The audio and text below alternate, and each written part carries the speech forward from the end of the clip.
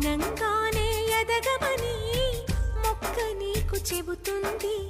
ఎదిగిన కొద్దీ ఒదగమని అర్థమందులో ఉంది. అపజయాలు కలిగిన చోటే గెలుపు పిలుపు వినిపిస్తుంది. ఆకులన్నీ రాలిన చోటే కొత్త చిగురు కనిపిస్తుంది.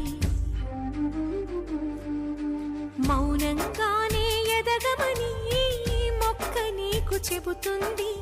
ఎదిగిన కొద్దీ ఒదగమని అర్థమందులో ఉంది.